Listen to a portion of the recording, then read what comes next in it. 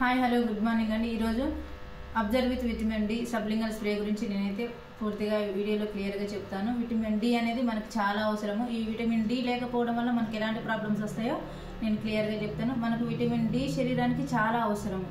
మరి ఈ vitamin D మనకి ఎలా వస్తుందంటే సూర్యరశ్మి ద్వారా మనకి విటమిన్ డి అనేది వస్తుంది.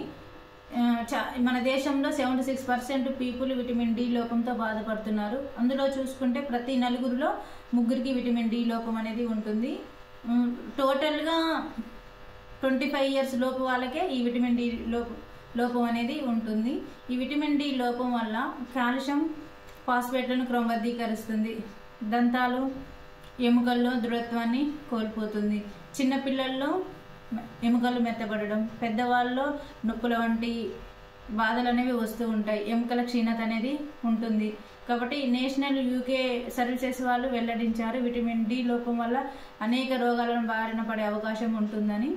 ఈ విటమిన్ డి లోపం ద్వారా మధుమేహం, ప్రాస్టేట్ క్యాన్సర్ అనేవి చాలా వ్యాధులు అనేవి వస్తున్నాయి. సో ప్రతి ఒక్కరూ ఇదొక విటమిన్ డి వాడాలని మనస్ఫూర్తిగా కోరుతున్నాను. డైలీ ఒక స్ప్రే అండి. అది ఎలా చేయాలన్నది నేను ఈ వీడియోలో మీకు చూపిస్తాను. ఇలా చూడండి, దీన్ని నాలుక కింద 1 స్ప్రే చేసుకోవాలి.